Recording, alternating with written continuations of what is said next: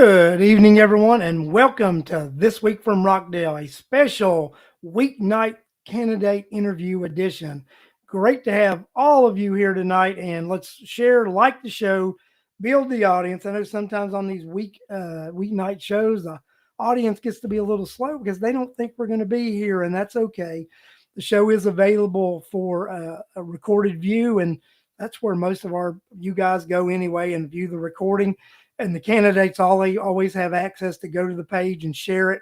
And that's what we like to do. We just like the candidates to have an ability, come on the show, spread their vision, their word, and why you, the electorate, the voters, should choose them as your choice. So what I want to do tonight is I want to bring on my guest. Tonight we have juvenile court judge Maureen Wood, who is running for state superior court judge, and let's go ahead and bring her on the show live right now. Hello, Judge Wood. Hello. Good afternoon. Good evening. Good evening. Good afternoon. You know, we lose touch of reality when you're in one of these campaigns. You don't know if it's day, night, evening, or morning. That's right. But we are here, and it's great to have you here tonight. And you know, the viewers always love it when the candidates come on. They love to hear their point of view of stuff. They love to know what the candidates are up to, their history, why they're running, and, you know, just a little bit about them. So what I'm going to do at this point, I'm going to turn this over to you for a minute. I'm going to let you introduce yourself, tell about yourself, and why you're running. Thank you, Larry. First, I just want to thank you for allowing me the opportunity to come on your show. I've met several people in the community in Rockdale, and that's one of the questions they ask is, when am I going on Larry's show? So thank you for giving me the opportunity. I always love to meet and connect with community members in any way that I can. I have been the juvenile court judge for the last 7.5 years. I moved to Rockdale County in 2008. I've raised my children here. Before I was the juvenile court judge, my husband and I had a law firm here for over a decade. And so I've dedicated my entire legal career to representing people in Rockdale County and serving the citizens of Rockdale County. I'm running because I love our community and I know the impact that I can make. I think it's very important that we understand what a unique opportunity we have. Typically, what happens in our judicial races is a judge will retire early and the governor will appoint someone. And at that point, that person will run on the next ticket as an incumbent. And so this is the first time since 2012 that we in Rockdale County had an open seat where we, the citizens, got a chance to decide from the jump who our superior court judge will be. And this is important because you know, the superior court judges will shape the judiciary moving forward for years moving forward. It's important to know what each of our judicial positions are, what each of the courts do, and why, you know, superior court is so important. So I'm happy to talk about all of those things, but I'm going to pause because if not, I'm just going to keep going and keep going and keep going. But I'm running because I love the community and I know the impact that I can make. Okay, so let's talk about you're a judge now and you're looking to run for be another kind of judge. So I think people sometimes don't understand what judges do. They really don't, right? They just know you're a judge. So why don't you let them know the difference between the judgeship you hold and the judgeship you're seeking and the similarities? Because I think people really like to know the similarities, the differences, and your transition. Thank you. That's really good. I'm learning that this campaign has been a little bit of an education campaign.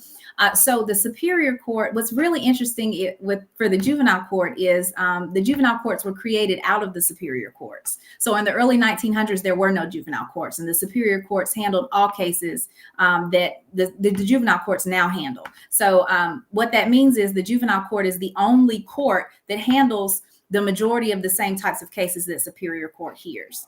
So superior court hears all felony criminal cases. And so we all know, and I'm not going to assume, some people may not know, your felony cases are your more serious felony cases. Those are the ones that you can be incarcerated for a year or more, and you can face a fine of $1,000 or more. So that's not those aren't your petty thefts. Those aren't, your batteries. Those are your more serious crimes. They don't necessarily have to be violent crimes. They can be property crimes as well, but they're more serious and you face more time with those. Juvenile court's the only other court that hears felony cases. And so whether I tell people all the time, think of it this way. If you go and get robbed, it doesn't matter if they were 13 years old or they were 40 years old when they robbed you, the crime is the same. You got robbed. The major difference between the juvenile court and the superior court is, number one, children don't have a right to have a jury.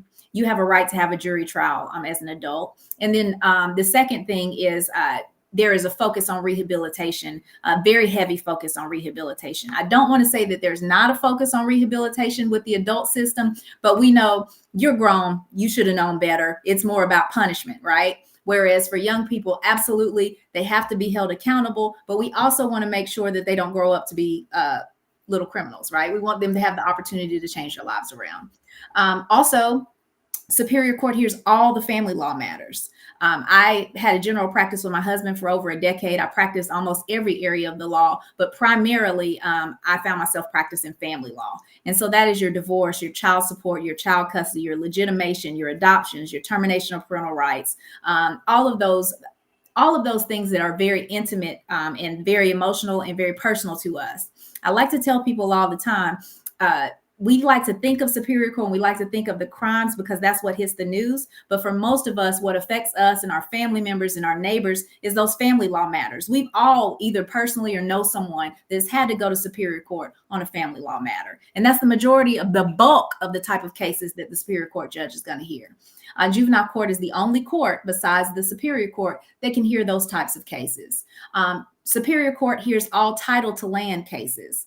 That's interesting to know because, and I don't mean your landlord-tenant matters because obviously you can hear those in magistrate court. I'm talking about if there's an issue with your title, if there is some sort of a wrongful foreclosure action, anything like that. You know, land is very unique. Superior Court is a court of general jurisdiction. If there is an issue with your land, title, that is something that is going to be heard exclusively in the Superior Court. I have a lot of experience with that. I started off actually at a real estate firm. So I've done residential and commercial real estate. So I'm very familiar with that. Superior Court also is the only court that hears equity matters. Equity just means rulings in fairness. I'll give an example. Let's say something is happening and you need an immediate response from a court. If you need to ask for an injunction, or if there's something, then the injunction just means stop, slow down until a decision can be rendered. That's only Superior Court can do that. Or let's say that you just need some sort of relief that you can't find the law for, right? That's equity. Superior Court is the only court that makes a decision to rule in equity. Superior Court hears civil cases. So that could be contracts, that could be slip and fall, that could be personal injury, because it is a court of jurisdiction. Now, the magistrate court can hear those civil cases as well, as long as the amount in controversy is not more than $15,000. And then your state court can hear those civil cases as well. Oftentimes people will go to state court for those civil cases because they can get in quicker, right? State court basically hears traffic most of the time, traffic and misdemeanors. So if you have a slip and fall case or something like that, you're probably going to get on a calendar quicker in state court than you might get in Superior Court that's hearing all your felony cases, all those domestic relations cases. And so that is, in a nutshell, that's what it is. I can tell you more about what we do in the juvenile court, because we also seem to do a lot of what all the other courts do. Juvenile court hears traffic matters for young people. Juvenile court hears transfers from probate court when it's guardianship matters. Juvenile court hears emancipation matters. Juvenile courts hears status offenses. So pretty much the gambit is juvenile court covers, but we are the only court besides Superior Court that hears a lot of the family law, the criminal felony cases, those types of things. So Superior Court, just so people know, if there's a murder trial, that would be in Superior Court. Yes, absolutely. And most of the time, if you're accused of murder, you're going to ask for a jury, right? Yes. So you could ask for a bench trial, but most people know not to do that because you would rather take your chances with 12 people as opposed to a judge who's legally trained, right? So yeah, murders, rapes, armed robberies, all of your very serious crimes are categorized as felonies, and those are heard in Superior Court. And I hear felonies every day in the juvenile court. I'm the jury and the judge in those cases. Right. So, and then like in the Superior Court, the worst of the worst is heard there of the criminal offenses that can happen to somebody. Absolutely. So, I mean, I think people really need to know, and that's where,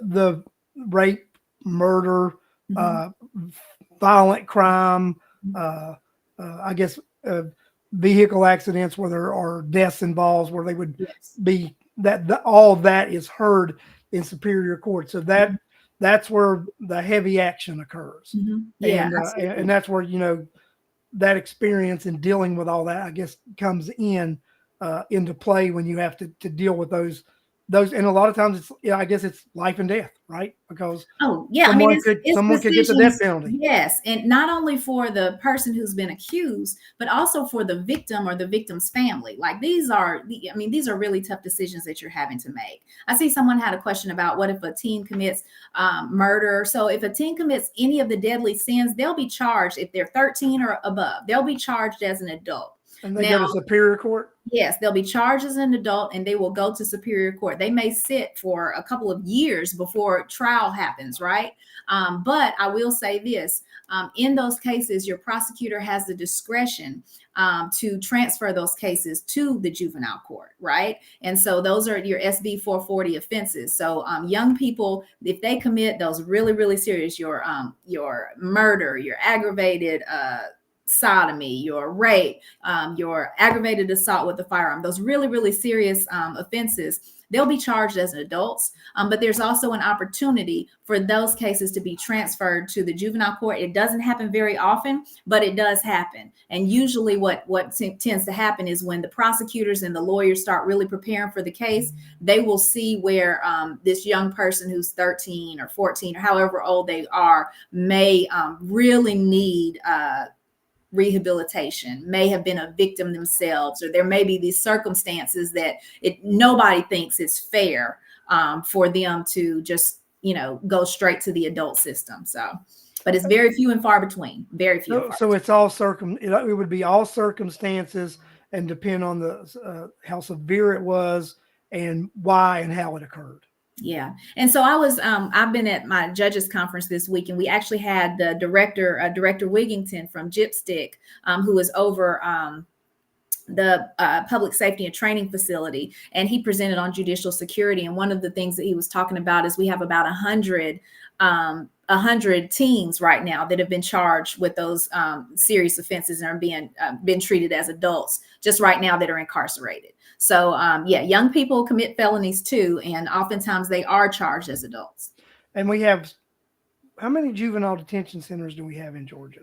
Oh, that's a good question. I couldn't tell you because I know they closed several of them. So I don't know what the number is right now, but we do have a detention center in Rockdale County, but it doesn't just house Rockdale youth. It houses youth from around in the region. Well, so. that was the next question, and you answered it. I didn't know how many there were, but I was aware that there was one in Rockdale. I was going to ask if it, still functional, and I heard it was a regional facility, not just a Rockdale. Correct. So that is still accurate. We still have a regional juvenile detention facility here in Rockdale County. Yes, but they do not have girls anymore. I don't know how long it's been. It's been at least a few years now. The girls go to Gainesville and one other location. So it's just a male facility. Just a male facility. So that's it's interesting to know that we do, and I did recall we had that facility in Rockdale, and I think the last time I had heard or spoke to anyone, it was it was male female, but it is just a male facility now. Yeah, that's changed, and I get a chance. I've been meeting so many people in the community, and you'd be surprised how many people volunteer there, whether they're doing chaplain work or whether they're just doing things to just try to encourage the youth. But yeah, a lot of the young people there are not from Rockdale, but we have kids from Rockdale that are there as well. Well, one thing that's been interesting to me, and I've been going to all these forums just like you have, right? And I've been hearing questions that other candidates are asking, and I hear when the sheriff's candidates, and they're all in agreement with this, that the biggest percent of crime that we have, I think they quote a statistic that it's committed from those 15 to 28 years old. So we've got a lot of youthful offenders, but there's still the majority of them adults because they're at that 18 and over thing. So as a judge, and I think you guys have programs we do that we try to correct this behavior. So what can judges do when we see this direction, what Mhm. can judges do to help try to curb the crime in an area, Mhm. and then try to offer programs to rehabilitate. So what does Rockdale County have now, Judge? And then Yeah. what would you do as a judge to actually create more programs, or how would you go about that in Rockdale County as far as the rehabilitation and the diversion programs? Thank you. Well, one of the things before I go there, what I will say is I think that that's always going to be the statistic just because of just the science behind our brain development. I think, for survival reasons, we had to be really impulsive when we were younger, right? And I think brain development is that way. So I think that when you talk about people who are not making good choices and not thinking through their actions, that's the age group is going to be that. But in terms of what we can do and what we're already doing, so I believe in rehabilitative court programs because I've seen them work. I've seen people's lives completely change. And obviously, I'm not talking about violent offenders, right? I live in Rockdale County. I've raised my children here. I want a safe community. But what I'm talking about is nonviolent offenders that really need the opportunity to change their lives around. We already have some great programs. It's not just about having the programs, but making sure that they are sustainable. And what that means is having a judge that believes in them, that is willing to get trained, that's willing to bring back that training and make sure it's being implemented properly, that best practices are happening. I talk a lot about access to justice. And what I mean by that is there's no reason why, if you or a loved one is coming through the court system in Rockdale County, you've got a serious problem, whether it's a drug problem, a mental health problem, that you don't have the same opportunities for the same types of programming to help you get your life around, turn your life around, that you would have if you were next door in Newton, or if you were in Fulton, or if you were in Gwinnett, or one of these, and nobody tells the judge, no, you can't do the program. So you have to believe in it, right? And it has to be something that's really important to you. So we already have an adult felony drug treatment court and an adult mental health court in the Superior Court. Judge Mumford, who's retiring, whose position I'm running for, he's the one who brought those programs to Rockdale County. So he believed in them way back when. Georgia's a leader in the nation when it comes to accountability courts. For some people, it's kind of like, okay, we're not necessarily into helping people change their lives around, but just the fiscal impact alone, if it's not the touchy-feely, we want to help people, the money it brings to the community when you have people who otherwise will be a drain, right? Because we're having to pay for people to be incarcerated. That's what's happening, right? And then when they come out, they can't get a job. So they're gonna have to live, right? And so what happens is with these accountability courts, it's actually providing an economic impact as well. So you've got people who are able to turn their lives around, and it's providing an economic impact. So it's a nonpartisan issue. Everyone agrees that they work. Well, in the past, I guess the last two governors Mhm. have both been criminal justice reform governors, Yes. and Yes. and they have both done a lot as far as passing legislation to reform the criminal justice here in Georgia. So that's part of what you're talking about with Georgia being the leader and Yes. being the last 2 decades with Yes. with We with the really are. reform that's happened We really in the are. state of Georgia. I'm a huge advocate for accountability courts. So I created a juvenile mental health court. So I know how to create. I don't just know how to run the courts. I know how to create them. I know how to get funding for them. My courts right now, the juvenile court has over $2 million in state and federal funding. You can't get those grants unless you're actually showing that you're implementing best practices. That's important. And why is that important? It's important because somebody has to pay for these programs. And so if the funding is already set aside for certain courts to have them, so you have to apply, and you have to, one of the grants that we recently got in 2023 for the family treatment court program that I started, they only gave 5 in the entire nation. And they gave 1 to us in Rockdale County because of the work that we've been doing over the last.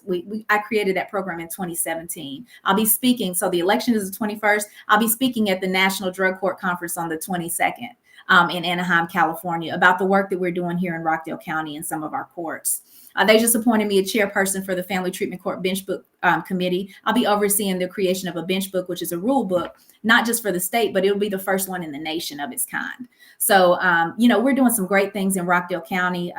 Our accountability courts are very important, but those aren't the only rehabilitative court programs that we have. So we have adult felony drug treatment court. We have, and so Judge Beals is in charge of that court now. We have the adult mental health court. Judge Mumford is in charge of that program. On the juvenile court side, we have both of those courts for young people. Also, we have a fatherhood court. Now, that doesn't follow under the Council of Accountability Court judges, but that is a program for fathers or mothers who are non-custodial parents who have gotten behind on child support.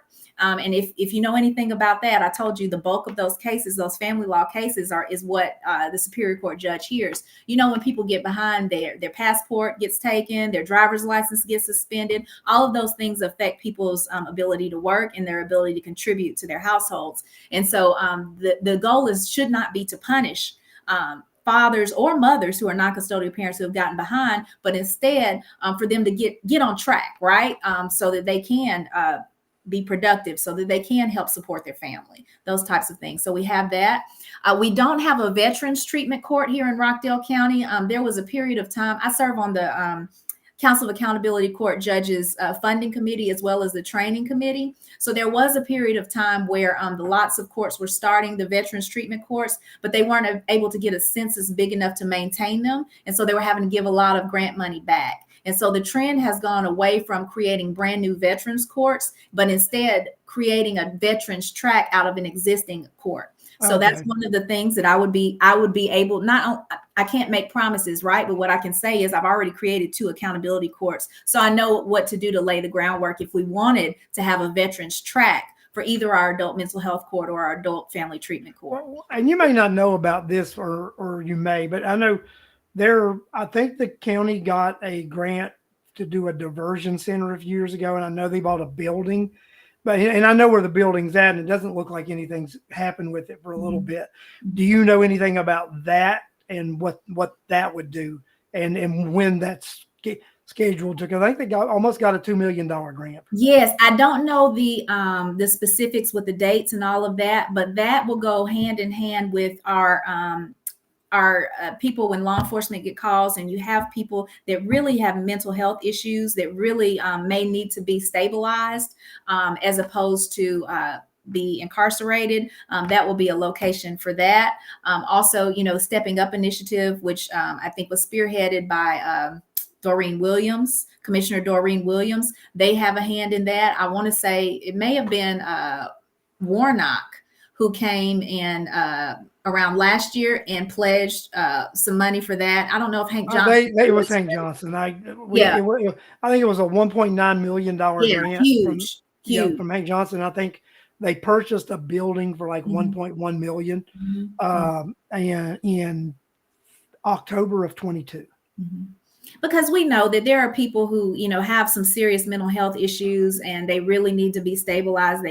But they don't necessarily need to be incarcerated, right? And so I think that'll be good for us to have a resource like that in our community, because we don't have that. I'll tell you something that they did in where I'm from, originally in West Virginia back in the 1990s. They passed legislation that you could not incarcerate someone for just being publicly intoxicated. So they created these facilities called detox centers. Right. So if someone just got arrested for public intox, they committed no crime. Right. They had to go to a detox center. And at the detox center, before they were discharged from it, they had to go through a mental health evaluation to determine if they had a substance abuse problem. And then connect them with services, right? And then they were immediately connected with services if it was determined through the evaluation that they had a substance abuse problem. So that was, I thought, that was out of the box at that time back in the 90s. So, and then also individuals who are intoxicated and they've not committed a crime, you throw them in general population in a jail, and sometimes that doesn't go well. And that's why they did that there, because they weren't comfortable continuing to put people who were intoxicated in these general population jail cells. So I Right. think that's one of the reasons they did that. So that's sort of with the mental health thing is Mhm. we need a place there before we put Yeah. someone in a jail cell. And I heard the sheriff talking the other day. He has taken a portion of the jail, and they are remodeling it now so that they can actually inmates with mental health issues, isolate them from the general Mhm. population so that they can be in a protected environment. And you're aware of that also, I'm guessing. Yeah, yeah, yeah. I think those are all good initiatives. There's another diversion program that I'm very interested in. Judge Asha Jackson, actually in DeKalb County, started it over a decade ago. And it's called Project Pinnacle. And it is for those first time nonviolent offenders, young people. A lot of people don't know that the day before your 17th birthday, if you commit a crime, you're going to be treated like an adult. You're going to jail and you're going to have an adult charge. And so I have a 20-year-old who'll be 21 in August, and I have an 18-year-old. And the world thinks that they're adults and considers them adults, and they may consider themselves adults, but they're still children. They just really are. They're not, they're not able to be independent. And so we do have a lot of young people who are charged as adults and are expected to behave as adults, but really still need a lot of the resources and the faculties that they missed along the way. And so that's a diversion program. It's a minimum of 18-month program, and it's very intensive. And so obviously you're going to get a lot more intervention, a lot more hands-on, a lot more surveillance than you would get if you were just on probation and had to check in. And so when you talk about people having changing their lives around, usually what happens is they have a support system that they didn't have before. And we're not supposed to be social workers, right? But something's missing, right? There's something has been missing in a lot of these people's lives. And so sometimes it's just connecting them to a trade. Sometimes it's connecting them to, if they have a substance use disorder issue, community support groups. If it's mental health, so many people have been so they don't want any kind of psychotherapy. They don't want any treatment. They don't want any individual therapy. Just being introduced to some of those types of things, and somebody telling you, no, you have to do this, or your alternative is, and so that works. So that's another program that I'm interested in. But I just want to, I don't want it to come across as if I just want to hug everybody, because that's not what it is. But when we look at people who are filling our jail cells, right? And when we talk about our nonviolent offenders, community safety and well-being, they go hand in hand. You can't have one without the other. Otherwise, it's just a cycle. You let people out and they come right back. You let people out and they come right back, because you're not getting down to the root cause of whatever that issue is. Maureen, I don't talk about this a lot, and I've not done it since COVID. But Yeah. before COVID, I actually used to go to prison 2 or 3 times a week. Wow. But they let me out. Uh, I, I did prison ministry for 14 years, Mhm. and I would go to prison and I would meet people just like you're talking about, right? Mhm. That needed a second chance, that needed that whatever. But I also met people in prison that need to never see the streets again. You're right. I met You're right. both.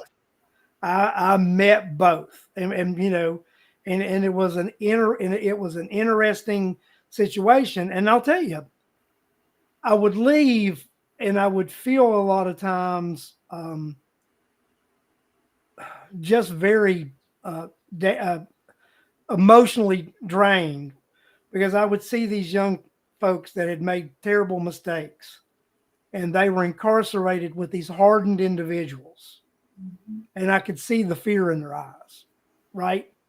And it was troublesome to know that that you had this different scale, might you say, and you've got this different scale of individuals who are incarcerated, and some of them are rehabilitatable, and they are individuals who are given a second chance can make something and turn their lives around, and it's very disturbing to know that they are incarcerated in the same facility with these hardened individuals who who you wouldn't trust with these vulnerable individuals.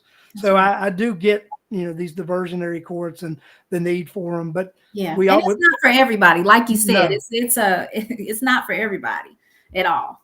No, like I said, I saw it firsthand. I seen people who just did stupid things and made a mistake. My mentor in the prison ministry, this is what he used to say. He said, "Everybody is one bad decision away from being in jail." Oh yeah. He said, I made many bad decisions when I was a youth in New York City. He said, you know the difference. And he would say this in sermons. He would say, you know the difference between me and most of you here? You got caught and I Didn't get caught. He Yeah, said, you got I had caught and I didn't. I had a relative that just kept getting in trouble. I said, listen, you just keep getting caught. Like, you just gonna have to stop. You know, I mean, it just got to that point. And so that you're right. You're right.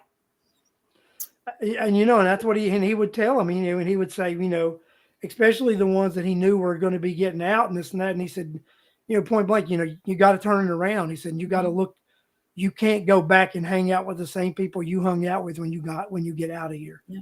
Because if you do, it's going to be this repetitive cycle. Right. Yeah. So yeah, I get it, Judge. I mean, it's all circumstantial. Sometimes you can do the programs, and then sometimes, like I said, some people Yeah. they don't, they need to be there and not It's not for everybody. And I don't want to come across it as if that's what it is. It's not for everyone. And so, the other thing about the criminal law, it's a lot easier than some of your other areas of law, because it's very, very elemental, right? The crimes have elements to them, and then there are sentencing guidelines. So you're not going to have me or any other judge that's going to be going out here rogue and letting the jail open. That's not the way it works. You have to follow the law, and I think my record would show that. I take very seriously decisions that I make. I make sure that I take time before I make a decision. And what you will look at, if you Google my name and Google appeal, you'll find that I've never been reversed. And that's not something I'm just bragging. I think the reason for that is because even in the juvenile court, specifically in the juvenile court, I'm having to make decisions that are affecting people's lives. I'm having to decide whether or not someone gets to remain a parent of a child, like termination of parental rights hearings, which are the civil death penalty. And so I'm hearing these serious felony cases. Like I said, I'm the jury and the judge. And so, I've been doing that for the last 7.5 years. And before that, I represented people where I was the person that was arguing as to why they should have custody of their children, so those are very serious cases. And so I take the work very seriously. Well, and somebody asked a question, you may or may not know the answer, but they did ask, and it says, how bad is gang activity truly? And I guess they want to know about Rockdale County.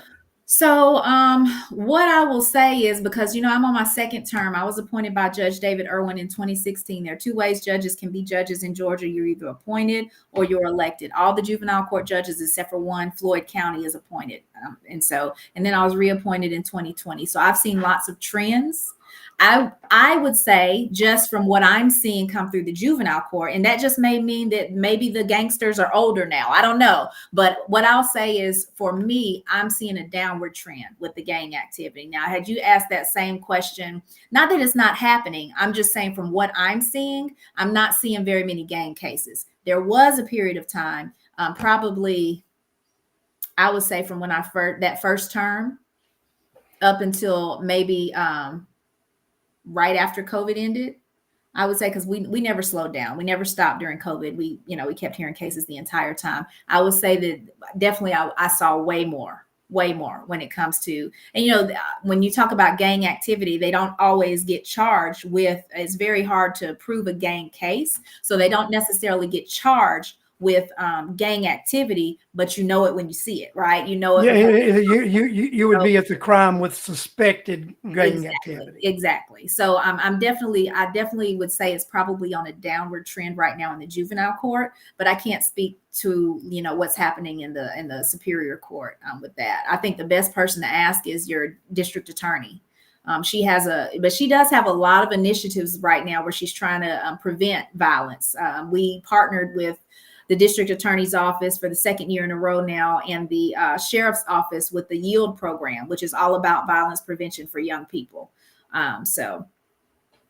but I'm not seeing as much as I was. There was a period of time I'm like, what is going on? It seemed like there was a lot, and it wasn't in my mind before I had this job. You don't know. All I knew about gangs was like music, right? So Snoop, like Bloods and Crips, Snoop Dogg, and all of that. That's what I knew. And so California, Compton, Reds and Blues, and that's not what I was seeing here in Conyers. What I was seeing looked like hybrid type gangs. They may have been offshoots of those types of gangs, but I'm not seeing as much of that as I was for that first term. See, Charlotte asked a question, and you may or may not can answer it. Can you speak? You see that? Yeah. Charlotte, thank you for that question. I can't give you numbers, but what I can tell you is the majority of my delinquent cases, that's where a young person has committed a crime, come from two places. One, the school system, two, the home. That's what's happening. If it's happening in the home, oftentimes it's family violence type cases, family violence, battery, those types of things. If it's coming from the school system, oftentimes it may be a fight. It may be what is a robbery. If I see you have cigarettes in your pocket and I shake you down and pull them out, I robbed you, right? That will be charged that way. Some of the weapons cases that I was seeing from the schools. What I will say about the school system, and I'm nonpartisan. I don't endorse anyone. I saw a huge change in my court when they went to those clear book bags, because I had so many cases that would come before me. If a young person has a weapon on the school property, they're going to be charged with a felony. And when they get charged with those felonies in the juvenile court, that's a record. They're not going to be able to go to the military with that. I mean, it's very serious, even in the juvenile court with that. And so you would see kids that for some reason would have steak knives or little pocket knives or, those types of things. They were getting charged with felonies. So it was something about that clear book bag, because they didn't have to have intent. They just had to have the weapon on school ground, right? And so something about that clear book bag, they thought twice. And so I definitely saw a lot less of the weapons charges. But I would say the majority of my delinquent charges come from two places, either the school or the home. And then, we do see some things happening out in the community as well. But definitely, Charlotte, the majority I would see come from the school and from home. And that would make sense, right? I mean, because that's where kids are. Yeah. They're either at school or home. Exactly. And they spend most of the year of the daylight hours are at school. At the school. Yeah. So that makes total sense. I find it, the law and courts are very interesting, right? So let's just say let's talk about jury trials. So as the judge, you would oversee when a jury is being picked in one of your trials. Would that be correct? Yeah, and then oversee the trial while it's going on. And it's not just criminal trials. You have a right to have a jury trial even in your civil cases. The only type of case that a jury cannot decide is those that concern those that you have to make a best interest decision for children. So even in your divorce case, you could ask for a jury trial, but a jury doesn't get to decide who gets custody. Or who spends how much time. Those types of decisions are strictly that one judge makes that decision. So you better have somebody in there that knows family law. Or if you don't, that's the gamble you're taking. But yeah, those jury trials, the judge oversees that process. So you're sitting more as a referee. So, I know here in the past few years, they were having some difficulty with people not showing up. So is that still an issue in Rockdale County? Are you aware, or is it gotten better with the potential juror pool actually showing up now? Because I know they were having to send out some nasty little letters to people about, because I had went a few years ago, and when I was there were a lot of people that were supposed to show up for my pool that did not show up, and I just overheard the conversation about the judge wasn't going to be happy, and there was going to be the sheriff to come and get you. I mean, it's serious. I don't know the answer to that just from what I've seen. I've popped in a few times lately whenever they're bringing in jurors, and I'll, pop my head in to see. And it'll be a couple hundred people, 150 people, 200 people that are all convening and waiting to see whether they're going to get called. And I don't know that we're having as many no-shows as we were at one point, but I think that's always going to be a factor. But I just like to encourage people and tell them, I know it's a headache, but listen, if it were you or if it were a loved one, you would want to have a jury of your peers to be the ones that are making that decision. That's the way our justice system is intended to work. And so, that civic duty is one we should take very seriously.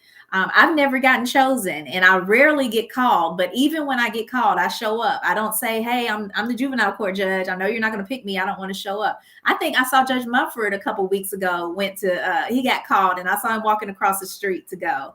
And so I just think that's important that we show up, even if we know we're not going to get Well, picked. I got called when I was in my 20s back in West Virginia to federal court, and I got chosen. Oh, wow. So I was on a federal case, and then I got called once here, and I didn't get chosen, but I did serve on a federal jury before, and that was and that was quite interesting to serve on that federal jury. I don't get called very often, but when I do, I'm like, please pick me, please pick me. I have this fantasy of being this great juror, but I don't think it's ever going to happen. So. It's interesting being on a jury. I mean, serving on one, it is very interesting. And what I found was that when you get those directions and all this and all that, everybody takes it very serious. Oh, yeah. Right. Oh, yeah. So jurors, I mean, the jury I was on, we all took it very serious. Everybody listened to the evidence. When it was time to deliver, we took it very serious.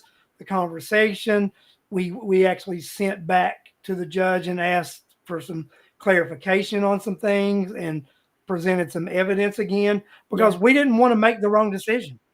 And that's what I'm doing every single day when I'm hearing these bench trials. Like it is, you realize it's so different being the lawyer and being the judge, because, for years I was representing people and I tried my hardest, but at the end of the day, once I'm done, I said, I did it. It's up to the judge to decide, right? Or it's up to the jury to decide. And it's almost like that's not my problem. Well, it is your problem when you're the jury, and it is your problem when you're the judge. And so you really want to get it right, because not just the person that's being accused, or even if on the domestic case, not just the person who's going through it, but you're talking about the person's children, you're talking about the person's family, or if you're talking about, the criminal cases, you're talking about the victim's family. You want to get it right. And so it's a lot of pressure being on a jury. Yeah, I mean, we all realized. I mean, we knew there were going to be consequences both sides both ways. What decision we made, right?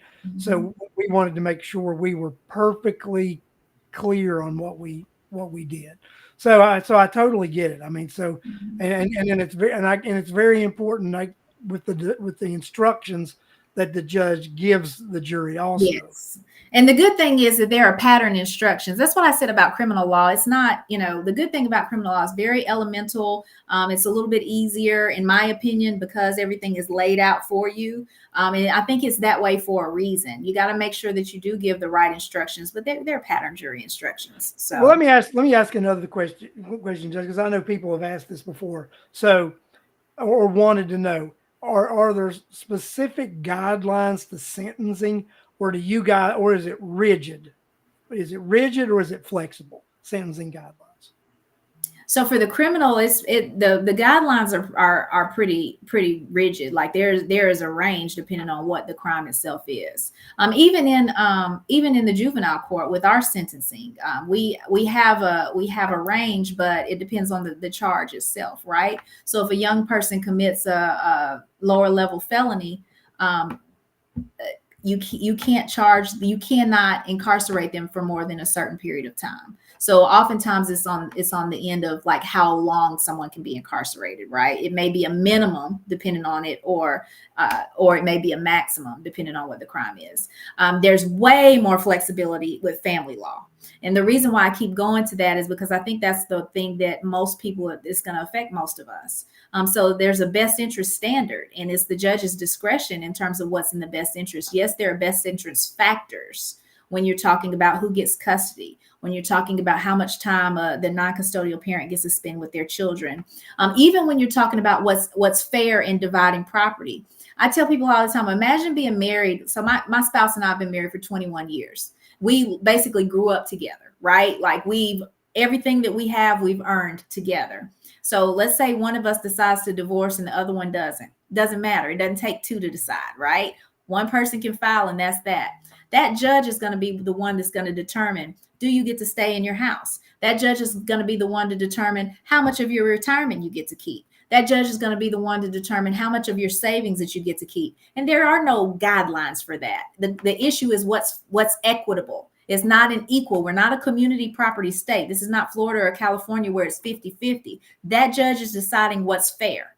And so people ask about the criminal, but there's a prescription for that, right? There are guidelines for that. When you ask about that family law, it's within the judge's discretion. And you would be surprised how many people don't even ask for those family law cases to be taken down, to have a court reporter. So what happens when the judge makes a decision that you don't like and you didn't pay for the court reporter? There's no record. What are you going to appeal?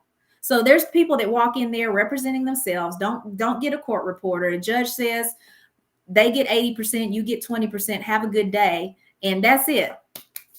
Or, Larry, I'm sorry, I know that you've been the one that's been taking the child to dance and daycare and the doctor and everything else, but I'm going to give custody to mama. You get every other weekend. Have a good day, because I think mama should have custody, or whatever the case may be, right? I think that's what's in the best interest. These are things that happen all across Georgia and all across the United States. And people are really, really focused on the criminal law, and criminal law is important.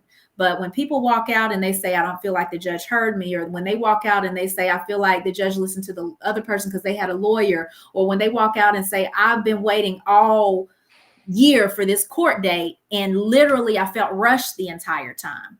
That's what's happening on a lot of these family law cases. I'm not saying it's happening specifically in Rockdale County, but most of the time we have judges who are appointed or who come and run for re-election or run for election, that have the prosecutorial background, or they have the criminal background, or they don't necessarily come with that family law. And they come in thinking they're going to try all these murder cases. And like we had 3 murder cases last year, but our Superior Court judges heard over 980 family law bench trials. Right? If you come in thinking that you're about to just be wham, bam, thank you, ma'am, on all these criminal cases, and then you realize you're bogged down having to make these decisions on these family law cases, it can be a rude awakening for someone. You have to be ready. You have to be diverse. Absolutely. So got a couple questions. So Cheryl wants to know what which I think you may have answered that question, is what you're most passionate about and want to change or implement. So yeah. It sounds like family law. Well, no, not necessarily. I just think it's important, for people to know like what we do in each of these courts. And well, and I guess because where you said, the criminal law is real rigid, and the decision is sort of, you've got the guidelines, and there's so much discretion with the family law decisions. So much more. Yeah. I'm passionate about making sure that we have equal access to justice. And that's not just the rehabilitative court programs. We have a growing population of people in Rockdale County who have moved here, who English is not their first language. It's really important. We have a large population of people who have disabilities that they come through the court. It's really important that they have the same access that those of us who are not differently abled have, right? Or those of us who English is our first language have, because those are the little things when you talk about the underpinnings of our judicial system. The reason why it works is because people have to believe in it and have to know that it's fair, and no matter who you are, that you get the same level of treatment and access. And so access to justice is more than just rehabilitative programs for me. It's also making sure no matter who you are, you walk out feeling like you were heard and everything was fair for you. Gotcha. Charlotte wants to know, do you have any knowledge or experience with validating bonds? Because sometimes, you have to do the bond hearings. Yeah. So the juvenile court, believe it or not, you can ask for a bond in juvenile court. They don't ask for it as often just because that's mama's money, or that's daddy's money, or that's granny's money. So that's not necessarily what's going to keep you to make sure that you come back to court, right? Definitely, I would say yes to knowledge, just because, like I said, I practiced for over a decade before, and I was general practitioner, primarily family law, because that's what my clientele came back for over and over again. But I have a full range of experience from real estate to bankruptcy to, civil disputes, contracts, all those things. Well, Charlotte is actually referring to like the bonds that get approved from SPLOS bonding or Oh, PFAs, or I mean, and I was my bad too. I was a little confused with that too. Is Oh, I think because I we actually, were talking yeah, criminal, I think that's yeah, just what we were thinking. In terms of experience, not a whole lot. So I did represent a few different people in companies when I was in private practice that would have to routinely go before, whether it be our board of commissioners or go before different governmental entities to get things done. But that really wasn't my area or my specialty. But the good thing, Charlotte, is I am a lifelong learner. So there's not a book that I won't crack open, and there's not a law that I won't make sure that I'm familiar with. And that's the thing about Superior Court. It is the court of general jurisdiction. And so what that means is oftentimes there are types of cases or types of matters that the judge doesn't routinely hear. You may have one case like that. Like I have some of the stats here. It's a very small number of cases like that are going to come through the system at all. And so you'll have a judge, even your judges that have been on the bench for 10, 20 years, when you say, do they have a lot of experience with that? No, because how often do you get a case like that? The issue is, do you have a judge that, number one, is someone who is willing to do the research before they make the decision, is willing to make sure that they know the law. And you got that with me. I like to learn. gotcha. Well, Judge, I think we've answered all the questions that they've thrown at us, and I think we've had a good conversation, and we've talked up the law, we've talked up the being a judge and the responsibilities. So what I'm going to let you do is close it out, give your closing statement, uh, your closing argument, might we say, as to why you should be the one they choose. Thank you for having me. First of all, I think it's an amazing thing that you're giving the candidates the opportunity to reach the community and meet them where they are. It's so hard. I'm still running into people every single day that don't even know we have an election going on. So if you're here and you're listening, number one, I thank you for wanting to be an informed voter. I'm running for Rockdale County Superior Court Judge because I love this community and I know the impact that I can make.